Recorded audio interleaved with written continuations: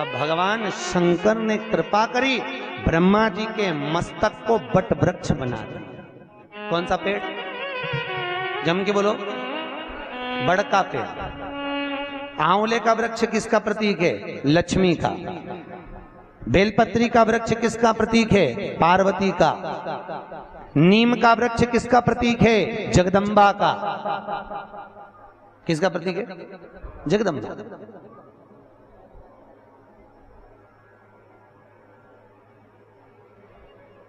कितना सुंदर कहा है।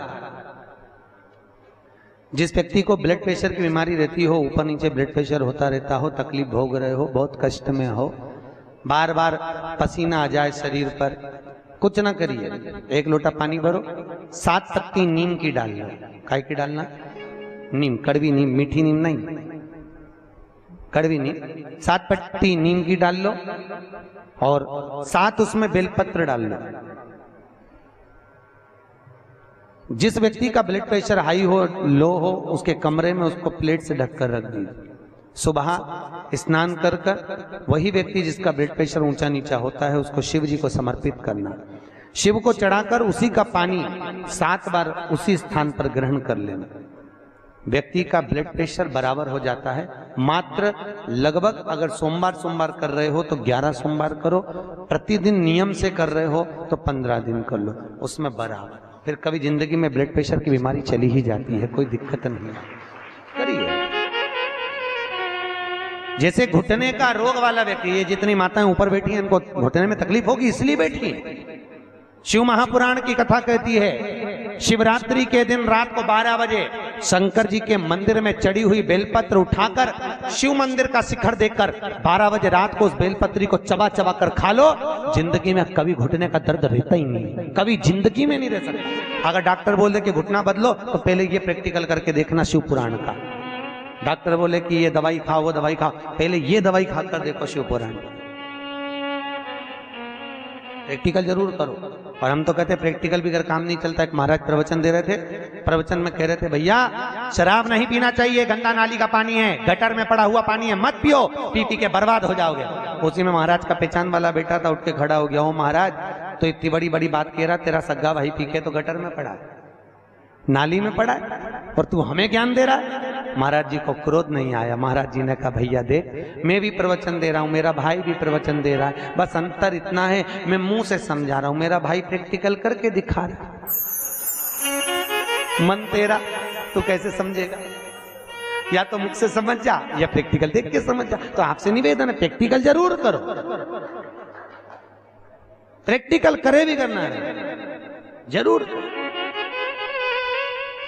ये भान होना चाहिए, कहीं हो सके सियोर वाला महाराज झूठ तो नहीं बोल रहा। इसलिए शिवरात्रि के दिन, मुख्य शिवरात्रि के दिन रात को 12 बजे शंकर पे चढ़ी हुई बेलपत्र, जिस शंकर के मंदिर की उठाओगे उसी शंकर मंदिर का शिखर देखकर चबा चबा कर खाइए। कभी जिंदगी में घुटने का रोग नहीं हो सकता, जिंदगी भर। पर इसका मतलब नहीं है कि तुम्हारे घुटने चालू हो जाए तो तुम शॉपिंग मॉल में ही बैठी रहो। ईमानदारी की बात है, आज के जमाने में संतों ने रिसर्च करा है। क्या रिसर्च करा? कि जितनी जितनी बूढ़ी बूढ़ी सासें हैं वो तो सब नरक जा रही हैं और बहुएं बेकुंठ जा रही हैं। तो सासों ने सोचा कि भाई हम नरक काय को जा रहे हैं, बहुएं काय को बेकुंठ? बहू तो घर में रहती है और हम तो इतनी कथा भागवत में जाए, हम तो इतनी कथा सुनते हैं, बूढ़ी बूढ़ी माताएं कहती हैं, तो हमें बेकुंठ जाना चाहिए, तो बहू क्यों बेकुंठ जा रही है, हम नरक काय को जाए? तो संतों ने रिसर्च करा कि जितनी बूढ़ी बूढ़ी माताएं कथा में जाती हैं, इन सबको घर की याद बनी रहती है। मैं फ्रिज में दूध रखी आई, ना जाने क्या कर रही होगी, क्या पता, क्या मालूम क्या कर रही होगी, छोरा आया होगा, रोटी बनाई होगी कि नहीं बनाई होगी। और जितनी घर में बहुएं रहती हैं, वो उनसे कोई भी पूछता कि मम्मी कहाँ गई? अरे सालासर भवन में शिव महापुराण की कथा चल रही है, अग्रवाल जी करा रहे हैं। अच्छा, आज कथा का दूसरा दिन है, सियोर वाला महाराज आया, उसे कथा ही कथा की बात बहू कर रही, और बूढ़ी बूढ़ी अम्मा यहाँ बैठ के दूध और चाय को याद कर रहे। इसलिए भगवान ने कहा, तू नरक वो स्वर्ग जा, जा, जा। इसलिए निवेदन है आपसे, मन, चित्त, वृत्ति, बुद्धि सब शिव में लगा कर बैठो। हर हर, अरे हाथ तो उठाओ, दीनबंधु दयालु। अगर तुम हाथ नहीं उठाओगे, वो उठा लिया तो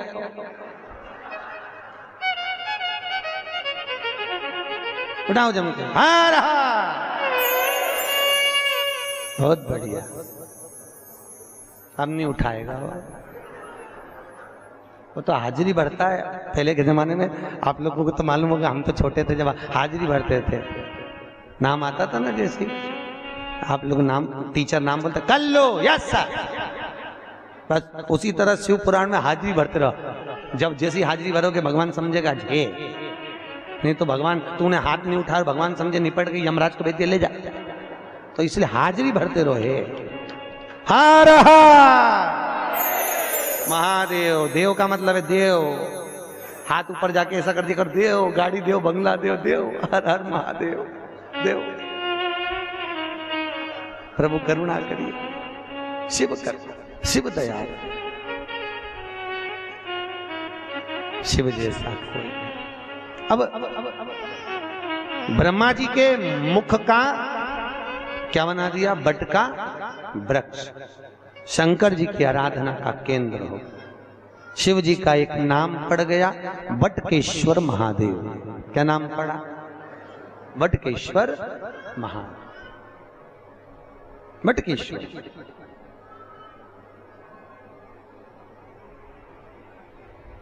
बटकेश्वर महादेव, शास्त्र कहता है जिस व्यक्ति को जीवन में कोई चर्म रोग हो गया हो, चमड़ी का कोई रोग हो गया हो, गाय की गोबरी, गोबरी जानते हो, अलूनी गोबरी, अलूनी गोबरी का मतलब एक कंडा अलग बात है, उसको थाप थाप के बनाते हैं गोबरी को। एक होती है गाय ने पोटा करा, पोटा करा वो सूख गया, ऐसे किसी सूखा सुखाया पोटा लेकर आओ, उसको कंडे को जलाओ, जलाकर उसकी राख तैयार करो, राख को सफेद रुमाल में रखकर सोमवार के दिन बिना किसी से बोले शंकर जी के मंदिर में जाकर उस राख को, उस भस्मी को शिव को समर्पित करो। चढ़ाने के बाद उस भस्मी को वापिस उतार लो, उतार कर जब हम स्नान करें 5 दिन लगातार उस भस्मी को पानी में डालकर स्नान करना चालू कर दो, चर्म का सारा रोग समाप्त हो जाता है, डॉक्टर की जरूरत ही नहीं पड़ती। चर्म रोग से भस्मी, यहाँ कई माताएं जो लिंगायत संप्रदाय से हैं वो सिर पे भस्म धारण करती है, बस कई पुरुष लोग भस्म धारण करते। फिर वही बात आ गई, अकाल मृत्यु वो मरे जो काम करे चंडाल का, काल उसका क्या बिगाड़े जो भक्त हो महाकाल का। शिव रोग से मुक्त, आरोग्यता देते हैं, मेरे भगवान शंकर आरोग्यता प्रदान कर, रोग से मुक्ति। त्र्यंबकम यजामहे सुगंधिम पुष्टिवर्धनम, भगवान रोग से मुक्त कर। समय आया, आगे जो वर्णन आया भगवान शंकर के नयन अश्रु से रुद्राक्ष का वृक्ष उत्पन्न हुआ। क्या उत्पन्न हुआ, रुद्राक्ष। और रुद्राक्ष का वृक्ष भगवान शिव के नयन अश्रु से प्रकट होता है। एक मुखी से लेकर 14 मुखी तक रुद्राक्ष होता है। गले में पहनते हैं, आप लोग धारण करते होंगे, कई लोग तुलसी की माला पहनते हैं, कई लोग रुद्राक्ष की माला पहनते हैं।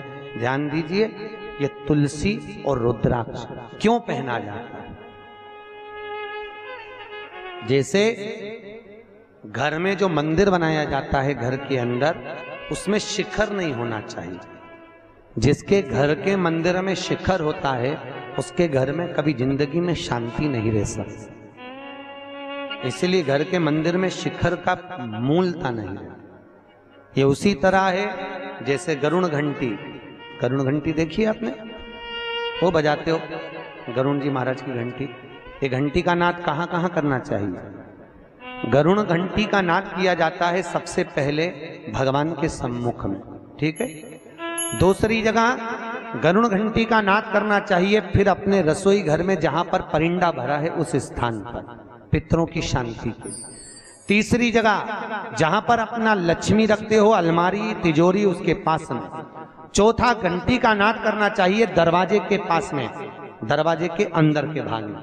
फिर 5वां गरुण घंटी को घर के बाहर घर से दरवाजा लांघकर बाहर खड़े होकर घंटी का नाद किया जाता है। कहते हैं जो ये 5 जगह पर घंटी का नाद करता है उसके घर में कभी संपदा की कमी नहीं होती। इतना गरुड़ घंटी के नाद की महत्वता है। और दुनिया के लोग इतने आलसी हैं, बस भगवान की आरती करे तब घंटी बजाए, उसके सिवा धर दे। तो मालूम ही नहीं कि घंटी कितनी जगह बजाना चाहिए, घंटी का नाद क्यों करा जाता है।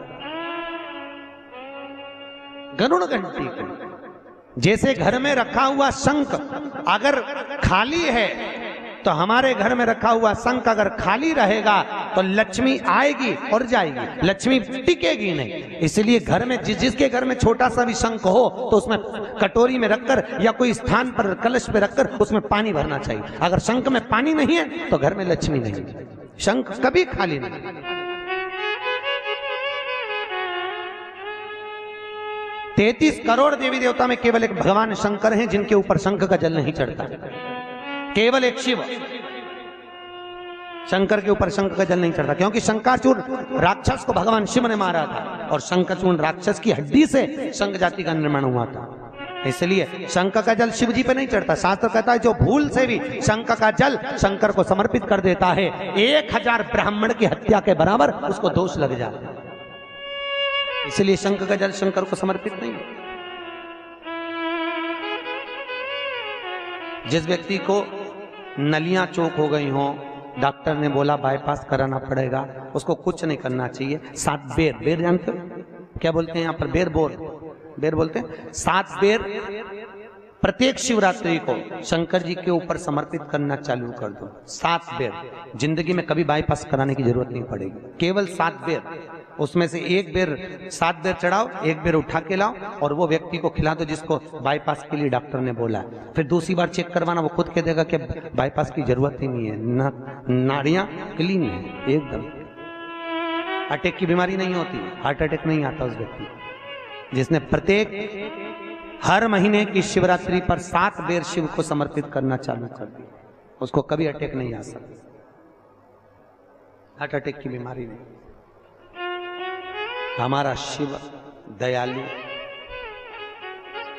कितना कितना भाई, सती और शिव का जहां विवाह हुआ था ना, क्या बोलते हैं, त्रिजुगी नारायण।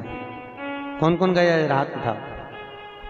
केदारनाथ से 12 किलोमीटर इधर गौरीकुंड से त्रिजुगी नारायण है, जहां शिव और सती का विवाह हुआ था, जहां पर माता सती शंकर के साथ में जब विवाह करी थी तो 7 जगह पर रुकी थी।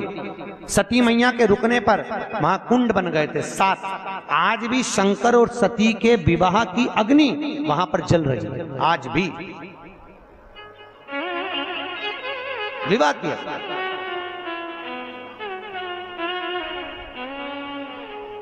जो कैंसर का रोगी होता है, जिसको कैंसर जैसी बीमारी हो जाए, डॉक्टर भी हाथ ऊंचे कर दे, तब मेरे महादेव के त्रिजुगी नारायण का पानी दीजिए। जहां शिव और सती का विवाह हुआ था 7 कुंड बने थे, उस 7 कुंड का पानी एक बोतल में भर के ले आओ और लगभग 21 दिन तक उसको 1-1 चम्मच पानी देना चालू कर दो। कैंसर की बीमारी में आराम लग जाता है, एकदम वो स्वस्थ हो जाता है। फिर चेक करवाओ जाके, तुम्हें जिसको कराना। पर एक शिव के उपासना में एक फल की प्राप्ति है। फिर वही वाली बात आ गई, चोटे को कुबेर बना दिया दादा, चोर को कुबेर। तो फिर सोचो, तुम तो शिव महापुराण की कथा सुन रहे हो, ये दादा है बाबा है। कहते हैं दादा की गोद में जब पोता बैठता है ना, खाली नहीं उठता, उसको दादा 5 रुपए 10 रुपए या टॉफी देकर ही भेजता है। उसी तरह जो शिव महापुराण की कथा में आकर बैठता है, मेरा भोलेनाथ उसे खाली नहीं भेजता, कुछ ना कुछ देकर ही भेजेगा, कभी खाली नहीं भेजेगा।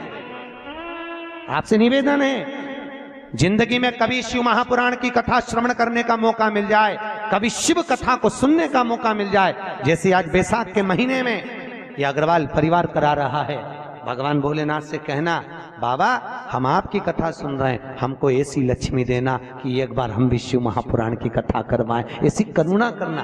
बाबा से विनती करके जाया करो, देगा, जरूर देगा। और साल भर 2 साल में ऐसा पूर देगा कि वो खुद करुणा करेगा कि तू करा, पर तुम भूलना मत। फिर शंकर जी को नहीं तो कह रहे हमको तो मिल गया, आप जान दो। नहीं तो वो भूल गया था ना। कौन भूला था? कल कथा में बताया था, कुबेर जी। शंकर जी को ही भूल गए। होता है, देने वाले को लोग भूल जाते। अब ये तो व्यापार करते हैं तो उनको मालूम है, जब व्यक्ति को जरूरत पड़ती भैया भैया करके गौ माता समझ के ले लेते हैं, और जब लेने जाओ तो शेर जैसे धाड़ते हैं। अरे कोई खा के भग रहे हैं, दे देंगे। फिर ऐसा बोलते हैं जब जरूरत थी भैया दे दो, अभी तो काम निकाल दो, निकाल। बोल बात सहज काम। बहुत बाबा एक मुखी से लेकर 14 मुखी तक रुद्राक्ष होते हैं। एक मुखी रुद्राक्ष लक्ष्मी के लिए वर्णित किया गया है। सबसे श्रेष्ठ रुद्राक्ष 7 मुखी होता है। कौन से नंबर का? 7 मुखी रुद्राक्ष। अगर व्यक्ति एक ठेला चलाने वाला, हाथ गाड़ी चलाने वाला 7 मुखी रुद्राक्ष को सिद्ध कर कर अगर पहन ले, जिंदगी में कभी संपदा की कमी नहीं आ सकती। कभी जिंदगी में 7 मुखी रुद्राक्ष पहनने वाले को कष्ट नहीं। 3 मुखी रुद्राक्ष बच्चों की विद्या के लिए होता है। 11 मुखी रुद्राक्ष ब्लड प्रेशर के लिए होता है। 11 मुखी। 5 मुखी रुद्राक्ष व्यक्ति के जीवन में जो काम अटक रहे हो, कहीं सर्विस के लिए, कहीं नौकरी के लिए, कहीं विद्या के लिए, किसी काम में जा रहे हो और हो ही नहीं रहा, 5 मुखी रुद्राक्ष का प्रमाण कहा गया। कितने मुखी? 5 मुखी। जैसे सूर्य को अर्घ देने के लिए जब नारी अगर पुरुष वर्ग सूर्य को अर्घ दे और उसका काम अटक रहा हो, तो लक्ष्मी लेने के लिए तो आपको बताया था कि मिर्ची के दाने उसमें डालना है, पर अगर कोई काम अटक रहा उसके लिए कंकु डालकर सूर्य को अर्घ देना चाहिए। और अगर बच्चा पढ़ाई के लिए जा रहा हो, परीक्षा में पास होना है, सीए की पढ़ाई बैठ रहा हो या इंजीनियर की पढ़ाई कर रहा हो, या कोई सेमेस्टर निकालना हो, नहीं निकल रहा, तो 21 दाने पीले चंदन के करके उसको पानी के कलश में डालकर सूर्य को अर्घ दिलाकर बच्चे को परीक्षा देने भेज दो। जिंदगी में फेल नहीं हो सकता, पास होकर ही आएगा, अच्छे नंबर से होकर। तो अक्षत डालकर भेजा, अक्षत डाल, सूर्य का अर्घ भी मूल था। आज भगवान शिव की कथा कर रही है। 14 मुखी रुद्राक्ष संपदा प्रदान करने वाला है, पर जितने छोटे से छोटा रुद्राक्ष होता है उतना सुख संपदा प्रदान करता है। जितना छोटा होगा उतना सुख देगा। क्यों पहनते रुद्राक्ष? क्यों पहनते तुलसी? कहा शिव महापुराण कहती है।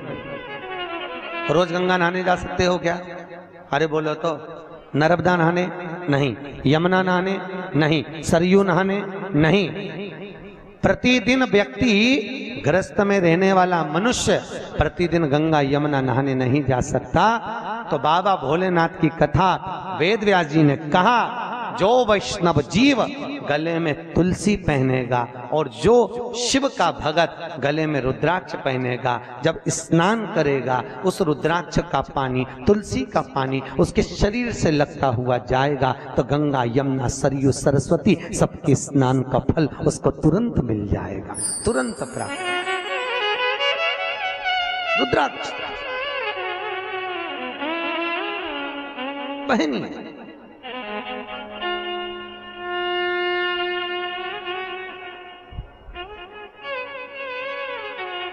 और रुद्राक्ष पहनो तो टेस्टेड, बिल्कुल ओरिजिनल पहनना। धारण करिए, आजकल बहुत रुद्राक्ष मिलते हैं पर ओरिजिनल नहीं मिल पाते, टेस्टेड होना चाहिए। रुद्राक्ष की मूलता है, उसको पहन धारण करिए। शिव का स्मरण कर कर, सबका मंत्र अलग अलग वर्णित किया गया है शास्त्रों में। फिर आगे जो प्रमाण कहा गया, बाबा भोलेनाथ ने सुंदर आनंदमय सुख धारण कर कर कहा। भगवान शिव की आकाशवाणी होकर ब्रह्मदेव से कहा, ब्रह्मा 4 उंगल का शिवलिंग और मूर्ति घर में पूज्य होगी। मंदिर के अंदर अपने घर में ज्यादा बड़ी मूर्ति नहीं रखना चाहिए। मूर्ति अपने भूमि से 4 अंगुष्ठ के बराबर की होना चाहिए। इससे बड़ी मूर्ति घर में श्रेष्ठ होती है। और घर में जो भी मूर्त रखो, शिवलिंग रखो, गणेश जी रखो, लक्ष्मी रखो, ठाकुर जी रखो, नारायण लक्ष्मी रखो, पर वो पोले नहीं होना चाहिए, अंदर से ठोस होना चाहिए। जो मूर्ति अंदर से पोली होती है वो घर को पोला कर देती है। आपको मालूम है पहले के जमाने में लड़की देखने जाते थे लड़के वाले, तो क्या देखते थे?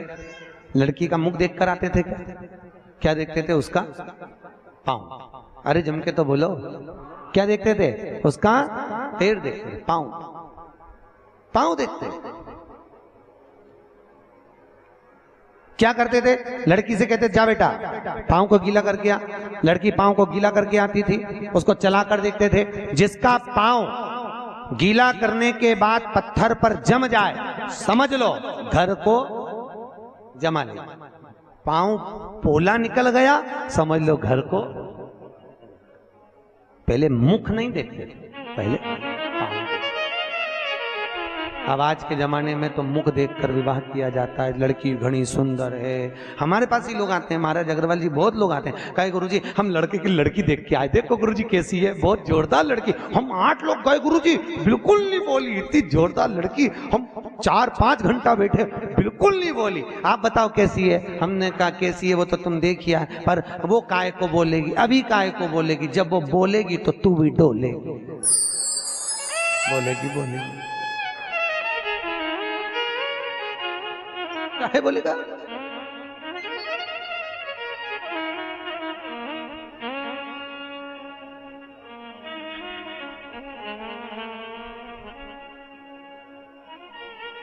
भाई हम तो कहते हैं जितना समय मिले, जितना समय मिले उस समय में भगवान शिव की आराधना की लीनता रहे, शिव की करुणा की लीनता रहे, भगवान शंकर की आराधना की लीनता रहे। जपो, जपते रहो और जपाओ। ओम नमः शिवाय, ओम नमः शिवाय, जपो। समय आया, भगवान शंकर के नयन अश्रु से रुद्राक्ष का पौधा हुआ। घर के अंदर रुद्राक्ष का पेड़ नहीं लगाना चाहिए, याद रखिए। काय का वृक्ष? रुद्राक्ष। और माता पार्वती के नयन अश्रु से बेलपत्री का वृक्ष उत्पन्न हुआ। काय का हुआ है? बेल का वृक्ष, बेलपत्री। जो व्यक्ति बहुत ज्यादा गरीब हो, बहुत कंगाल हो, लक्ष्मी नहीं आ रही हो, बहुत तकलीफ में हो, कर्जा बहुत ज्यादा हो, उसको कुछ नहीं करना। सोमवार की सोमवार शाम के समय बेलपत्री के पेड़ के नीचे थोड़ी सी शक्कर या गुड़ डालकर एक दिया रखकर घी की बत्ती लगाकर जलाकर जाओ, अपने आप कर्जा चूकना चालू हो जाता है। कर्जा नहीं रहेगा। क्यों? माता लक्ष्मी को भगवान शिव ने कहा था, लक्ष्मी तेरा विवाह मैं भगवान नारायण के साथ कर रहा हूं, तो नारायण के चरणों में तो रहेगी, पर एक बात याद रख, माता पार्वती के नयन अश्रु से प्रकट हुए बेलपत्र के नीचे शाम के समय पर तेरा निवास होगा। तो प्रतिदिन शाम के समय पर बेलपत्र के पेड़ के नीचे बैठकर नारायण की आराधना करेगी।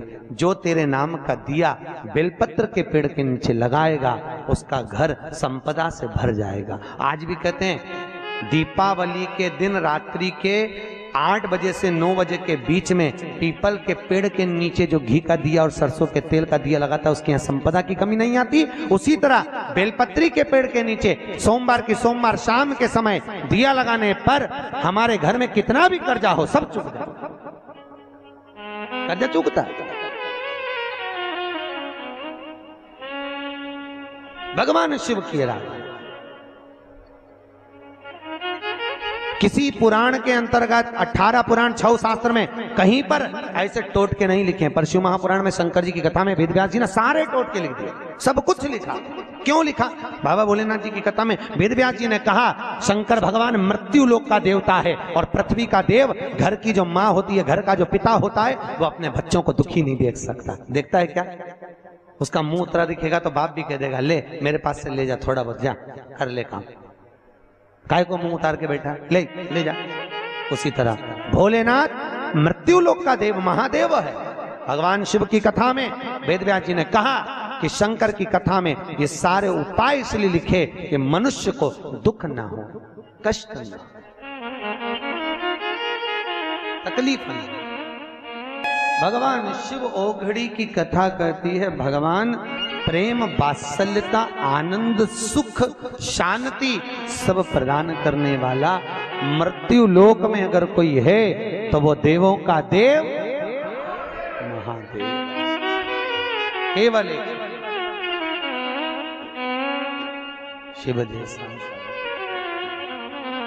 भगवान भोलेनाथ ने देख लिया अब सब दूर की लीला का आनंद है। बुलाया ब्रह्मा जी को।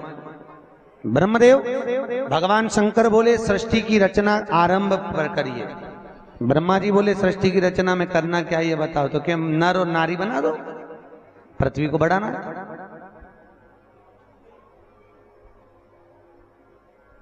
ब्रह्मा जी ने पूछा नर नारी कैसे? तो भगवान शंकर बोले भैया देखो पुरुष और स्त्री दोनों को बनाई। अब पुरुष स्त्री कैसे? ब्रह्मा जी ने भैया सृष्टि की रचना प्रारंभ करी। अब रचना करे तो बाबा भोलेनाथ जी ने कहा भैया एक काम करो ब्रह्मा जी, मैं आपको अपने एक स्वरूप का दर्शन दिखाता हूं, उस स्वरूप के दर्शन के अनुकूल तुम सृष्टि की रचना करो। सृष्टि की रचना। और भगवान ब्रह्मदेव ने उसी समय पर भगवान शिव जी ने ब्रह्मा जी के सम्मुख में अपना सुंदर आनंदमय स्वरूप अर्धनारीश्वर धारण किया। शिव को समझ पाना भी कठिन है और भगवान शंकर को कथा को समझ पाना भी कठिन है, दोनों कठिन।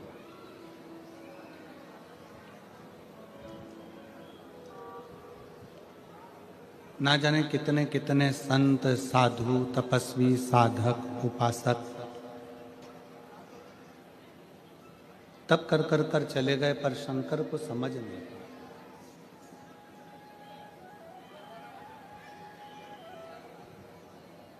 शिव जी को जानना, भगवान शंकर को पहचानना बड़ा कठिन, बहुत कठिन।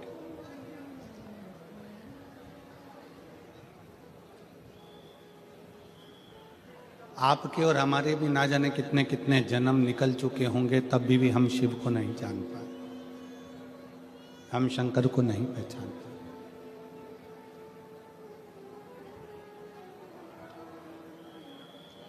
पीछे की आवाज बढ़ाओ, पीछे पीछे।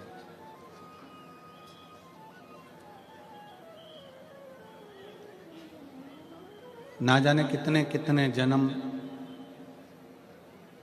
आपके और हमारे निकल गए होंगे, तो भी हम भगवान शंकर को पहचान नहीं पाए। और यदि इस कली काल में, इस कलयुग में आप शंकर जी की कथा को श्रवण कर रहे हैं, आप शिव जी के मंदिर में जाकर एक लोटा जल चढ़ा रहे हैं, तो ये मान कर रखो कि कोई संबंध पुराना आपका और हमारा भगवान शंकर से रहा होगा, तो शिव जी ने आपको खींच कर शिव पुराण तक, मंदिर तक बुला लिया।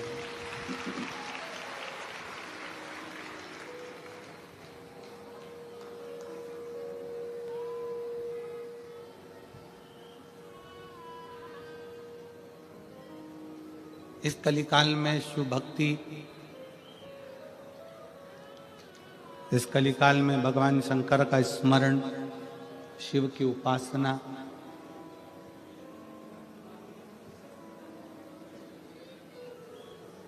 खाली नहीं जाती है। शिव भक्ति का एक सबसे बड़ा फल है कि शंकर की भक्ति कभी निष्फल नहीं होती।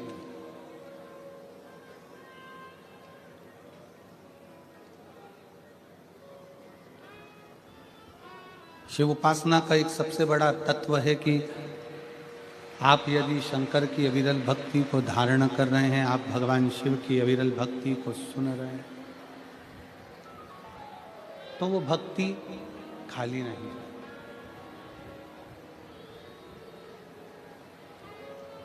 और तेरी कृपा बिना ना हिले एक भी अणु, लेते हैं श्वास तेरी कृपा से तनु तनु। बखान क्या करूं मैं राखों के ढेर का, चपटी भभूत में खजाना कुबेर का। हे गंगाधार मुक्ति द्वार ओंकार तू, भोले ओंकार तू। आयो शरण तिहारी शंभु तार तार। मेरी जीजियों, मेरे जीजाओं, बेटियों, बेटाओं, मेरी माताओं,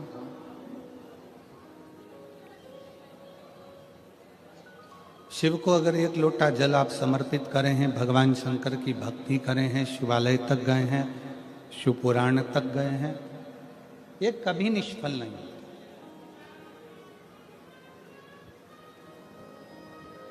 इसका फल मनुष्य को मिलता जरूर। हाँ,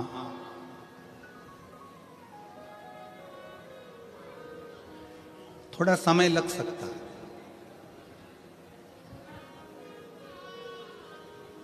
पर शिव महापुराण की कथा कहती है कि भले समय लग जाए, पर जैसा एक बच्चा होता है, एक बालक होता है,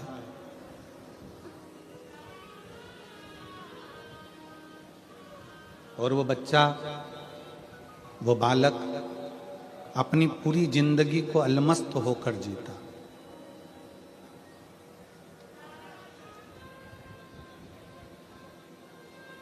बूढ़ा व्यक्ति पुरानी बातों को याद करता है, पुराने पुराने विचारों को याद करता है, पूर्व में जो हो चुका है उसको याद करता है और चिंता करता है।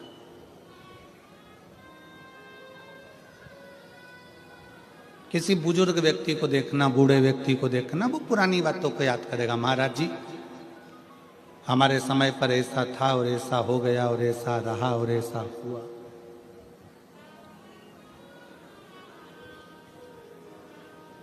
वो पुरानी बातों को याद करेगा, पुरानी बातों को विचारेगा, पुरानी बातों का स्मरण करेगा और बाद में उस पुरानी बातों की चिंता में ही लग जाएगा। जवान व्यक्ति, युवान मेरे भाई बहन, युवान व्यक्ति आने वाले समय की चिंता में रहते हैं। हो सकता है कल का मार्केट डाउन हो जाए, हो सकता है कल का ये मार्केट टूट जाए, कपास डाउन हो जाए, या सोयाबीन ज़्यादा हो जाए, या ये हो जाए या वो हो जाए। बूढ़ा व्यक्ति पुरानी बातों को याद कर कर चिंता करता है, चिंतित होता है और चिंता में डूबता है। युवान भाई बहन, नवयुवक बेटा बेटी आने वाले कल की चिंता में डूबे रहते हैं और वो अपनी जिंदगी को कल की चिंता में लगाते लगाते लगाते लगाते मायूस हो जाते हैं, चिंतित हो जाते हैं। बूढ़ा पुरानी बात से चिंतित हो रहा है, नवयुवक बेटा बेटी कल की बात से चिंतित हो रहे हैं। केवल एक, तुम्हारे घर में अगर कोई छोटे बच्चे हों, उन बच्चों को देखना, उनको पुरानी बात से भी मतलब नहीं रहता और उनको आने वाले कल से भी मतलब नहीं रहता। वो अपनी मस्ती में जीते। कल क्या हुआ भूल गए, मम्मी ने कितना डांटा, भूल गए। पापा ने क्या कहा, भूल गए। दादी ने पटक कर खूब मारा, भूल गए। वापिस आए, दादा की गोद में बैठ गए। दादू ऐसा, दादी ऐसा, मम्मी ऐसा, पापा ऐसा, भूल गए। बूढ़ा व्यक्ति पुरानी बातों को याद कर कर रोता है, चिंता में डूबा रहता है। जवान व्यक्ति कल की चिंता में डूबा रहता है। और बचपना बच्चा कोई चिंता नहीं करता। उसको मालूम है कि मेरे दादा दादी, मेरे माँ बाप बैठे हैं, तो मुझे चिंता क्या करना। बस आपको और हमको भी वही जिंदगी जीना है, एक बच्चे जैसी, कि प्रसन्न होकर जियो। और जब भी चिंता लगे तो ये कह दो कि मेरे दादा दादी बैठे हैं, मेरे महादेव, मेरे शंकर बैठे हुए हैं, मेरा शंभू बैठा है। अकाल मृत्यु वो मरे, जो काम करे चंडाल का, और काल उसका क्या बिगाड़े, जो भक्त हो महाकाल का। जो शिव की उपासना में डूबा हुआ है, जो शंकर की आराधना में डूबा हुआ है, तो उसको ये सोचना चाहिए कि मैं बच्चा, वो मेरा बाप।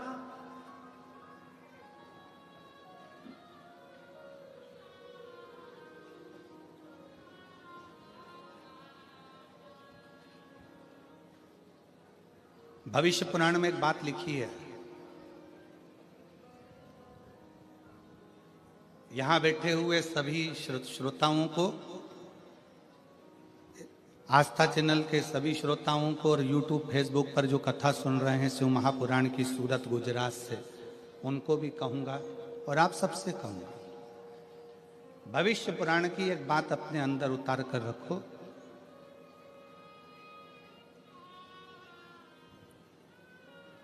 आपकी जब उम्र बढ़ती चली जाए,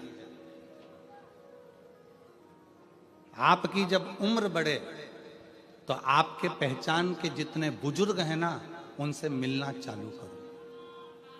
कारण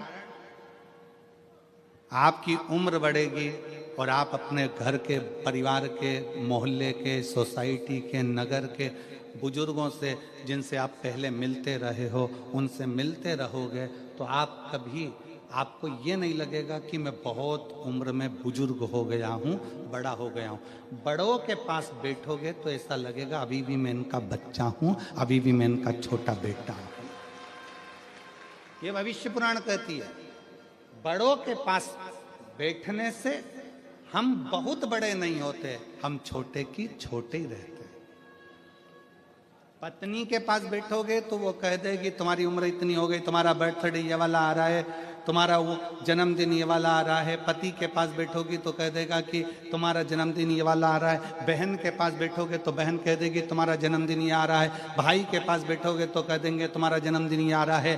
पर किसी घर के बुजुर्ग के पास बैठोगे, अपने माता पिता के पास, अपने काका काकी के पास, अपने बुआ फूफा के पास, अपने मामा मामी के पास, अपने नाना नानी के पास, अपने दादा दादी के पास, अपने मोहल्ले में रहने वाले किसी बुजुर्ग के पास बैठोगे, तो वो तुरंत कह देगा मुझे तो नहीं लगता कि इतने साल का हो गया, तो मेरा वही छोटा सा बबुआ है, तो मेरा भी छोटा सा बेटा है। उसकी निगाह में आप छोटे की छोटे ही, उसकी निगाह में आप छोटे की छोटे ही।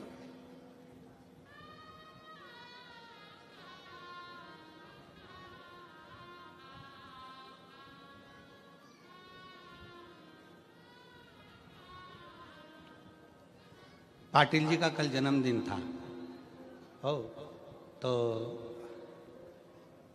कोई से हमने पूछा ये कितने साल के हो गए, तो उन्होंने कहा इतने साल के। हमने कहा मैं लगते तो नहीं है, लगते तो नहीं।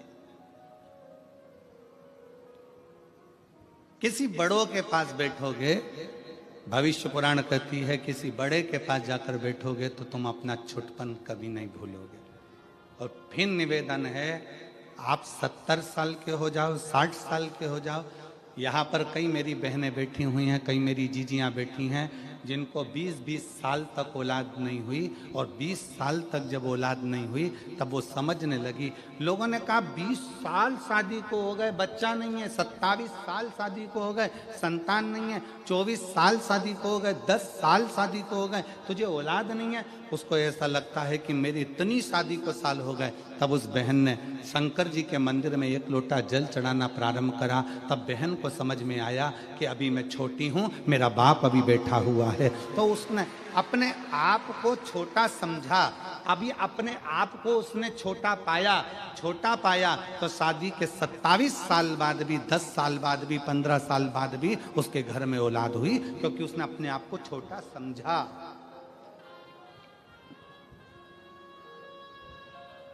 बड़ी बहू और छोटी बहू, इसमें दोनों में सबसे ज्यादा सुखी कौन सी रहती है? बोलो री जी जी। बड़ी बहू ज्यादा सुखी है कि छोटी? सबसे ज्यादा सुखी होती है छोटी। क्यों? बड़ी के हाथ से थोड़ी सी भी काम बिगड़ जाए ना तो सास चिल्ला के दौड़ती है, तुझ में तो अकल थी, तू तो बड़ी थी, तू तो समझदार थी। और छोटी के हाथ से अगर कोई काम बिगड़ जाए तो सास कह तो छोटी है, अरे अब भी आई है, अभी आई, उसको क्या मालूम, वो तो छोटी है, उसको इतनी अक्ल थोड़ी ना। तू तो समझदार थी ना, तू तो श्रेष्ठ थी ना। घर को लेकर चलने का किसको कहा जाता है? छोटे को कि बड़े को?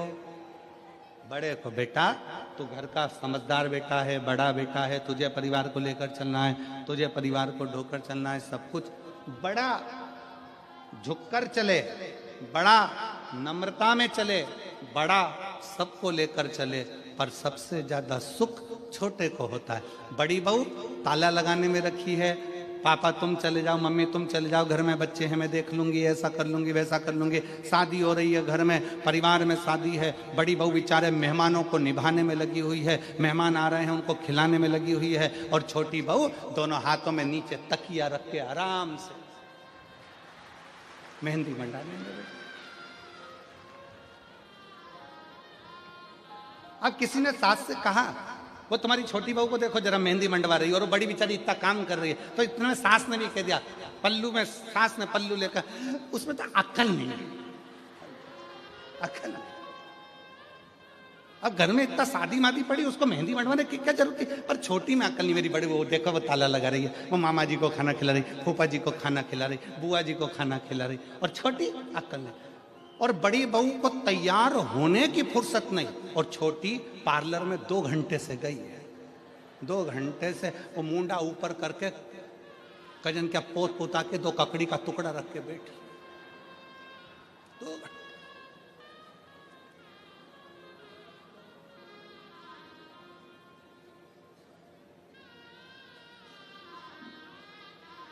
शादी में बड़ी बहू बेचारी काम में लगी रही, और छोटी सबसे पहले बफेट में गई। इसमें पानी और डालो, फिर किसी ने कहा, वो देखो तुम्हारी छोटी बहू को देखो जरा। अब क्या करें, देखो उसमें अक्ल नहीं है, हमारी बड़ी बहू समझदार है। तो अच्छा ईमानदारी से बोलो, बड़ी बहू समझदार समझदार समझदार समझदार समझदार, तो जायदाद का हिस्सा बड़ी बहू को ज्यादा मिलेगा क्या? नहीं, हिस्सा दोनों को बराबर मिलेगा। तो समझदार रहने से फायदा कौन सा?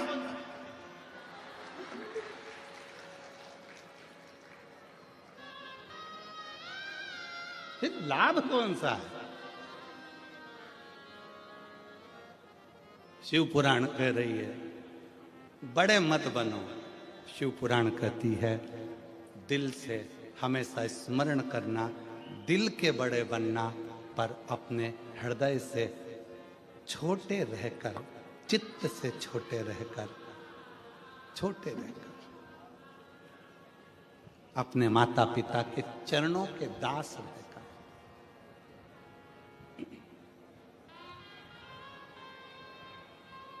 शिव के चरणों के दास बनकर, छोटे बनकर जो जिंदगी जी सकते हो, छोटे बनकर जो सुख झेल सकते हो, जो ले सकते हो, वो सुख कहीं नहीं मिल सकता। भविष्य पुराण कहती है कि बड़े को चिंता, बड़ा स्मरण करता रहता है पूर्व का। जवान युवान बहन भाई चिंता में डूबे रहते हैं कल की, और बच्चा अपनी आनंद की जिंदगी जीता है। उसको मालूम है मेरे घर में मेरे माँ बाप है, मेरे माता पिता। छोटे बने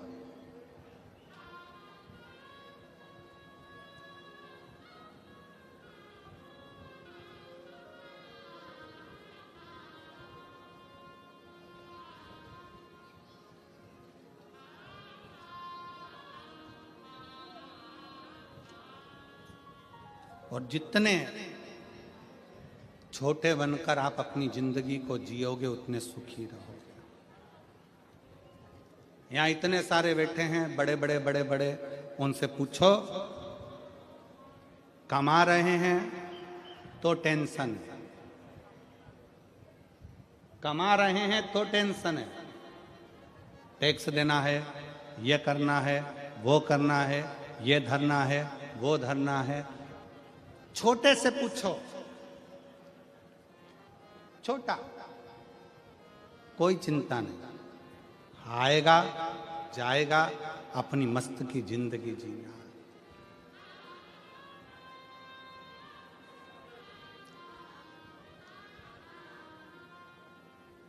अपनी मस्त की जिंदगी। महाराज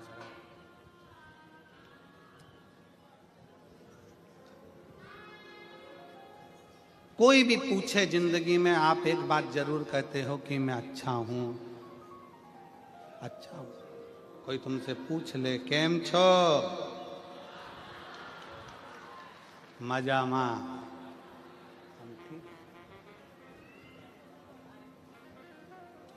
कोई कह दे तुमसे सुरतिया लालाओ केम छो,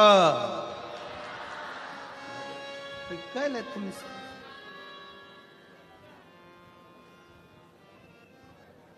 हम कभी ये बोले कि हम मजा में नहीं हैं? तो निवेदन है, जब हम कोई पूछता है केम छो तो आप कहते हो मजा में, तो बस एक बात अपने अंदर उतार के रखो कि दुख की जिंदगी हो चाहे तकलीफ की जिंदगी हो, शंकर के मंदिर में एक लोटा जल अगर चढ़ाते रहोगे तो मजामा तो रहते ही रहोगे, तुम्हें चिंता करने की जरूरत पड़ेगी। और मैंने तेरे ही भरोसे बाबा, तेरे ही भरोसे हवा बिच उड़ती जावागी, बाबा डोर हंस दीना में कटी जावागी। भारत की भूमि में सबसे बड़ा पतंग उत्सव गुजरात में मनता है।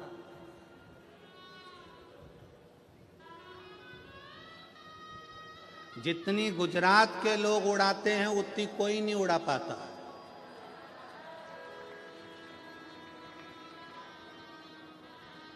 और तुम खुद देख रहे हो दिल्ली में बैठ के लपक उड़ा रहे हैं। पूरा सनातन धर्ममय कर दिया पूरे भारत को।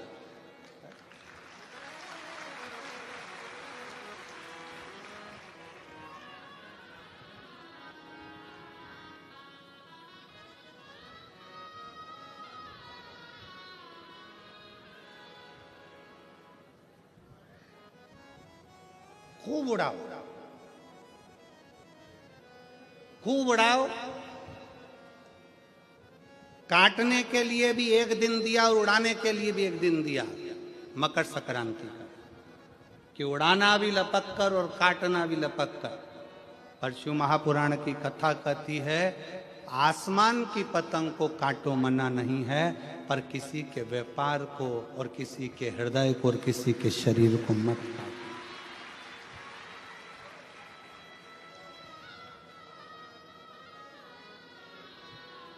काटो।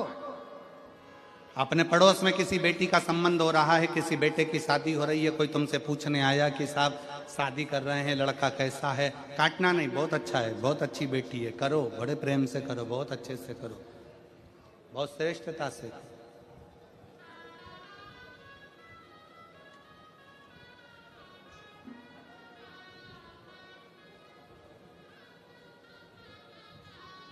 काटना नहीं।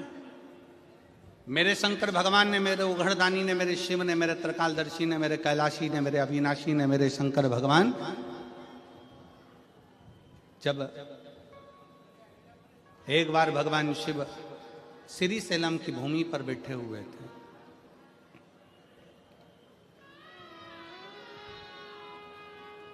और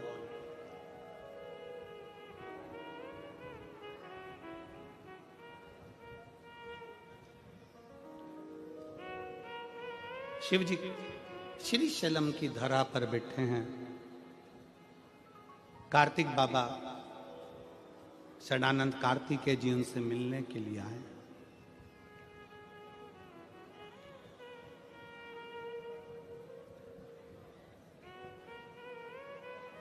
शिव जी के साथ में माता पार्वती जी भी विराजमान। और जब जब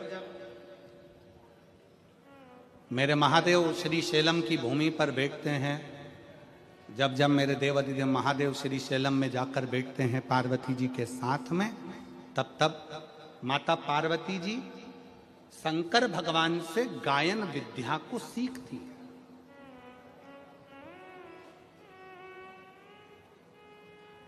माता सरस्वती भी उस स्थान पर आकर बैठती हैं कि भगवान शंकर जब पार्वती जी को गायन विद्या सिखाएंगे, जब भगवान शंकर माता पार्वती जी को गायन विद्या देंगे, तब हम भी स्वीकार करेंगे।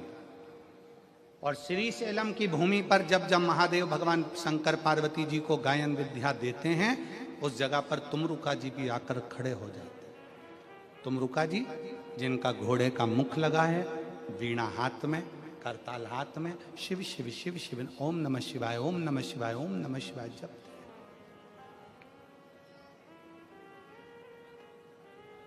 वो भी बैठे। शिव महापुराण की कथा कहती है